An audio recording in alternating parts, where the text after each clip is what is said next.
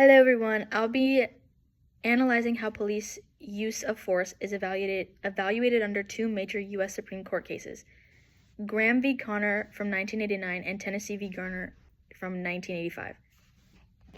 These two cases are extremely important because they set the main constitutional standards that determine when police use of force is considered reasonable or excessive. Let's start with Graham v. Connor. This case began when DeThorne Graham, a diabetic man, had a medical emergency and ran into a convenience store to buy orange juice. When he left quickly, an officer thought he was acting suspicious and stopped him. During the stop, the officers used force, handcuffed him, and ignored his medical distress. Graham later sued, claiming excessive force under the Fourth Amendment, which protects against unreasonable searches and seizures.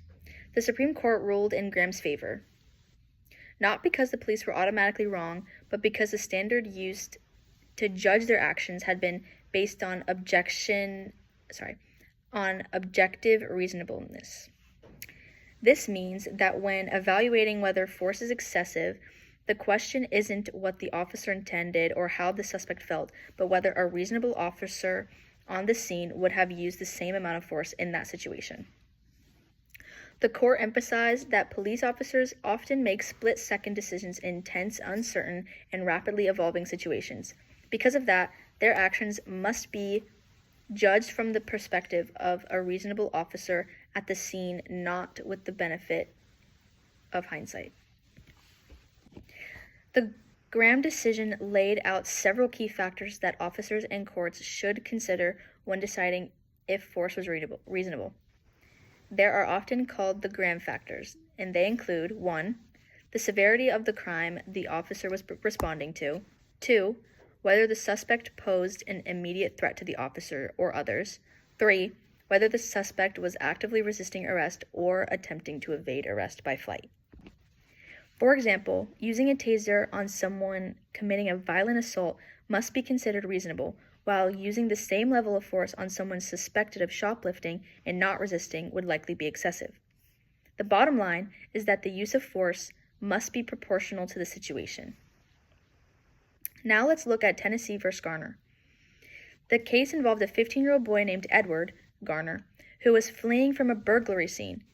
As he tried to climb over a fence, an officer shot and killed him, even though Garner was unarmed. Before this case, many police departments allowed officers to shoot any fleeing felony suspect, no matter the danger level. But the Supreme Court ruled that this practice violated the Fourth Amendment because deadly force is a seizure and it must be reasonable.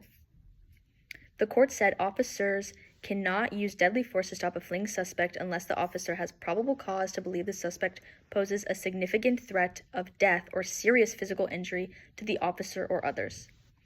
In other words, deadly force is only justified when it's necessary to prevent escape and when the suspect is dangerous. The decision forced police departments across the country to change their use of force policies, shifting away from a shoot to stop any fleeing felon rule to a shoot only if there's an immediate threat rule. In conclusion, Graham v. Connor and Tennessee v. Garner together form the foundation for how courts and police evaluate use of force. Graham created the objective reasonableness standard for judging all use of force, especially non-deadly force. Garner set clear constitutional limits on deadly force, particularly against fleeing suspects. Both cases remind us that while officers have a difficult job, their actions must still align with the Constitution and the value of human life. These rulings continue to shape police training, policies, and accountability today. Thank you.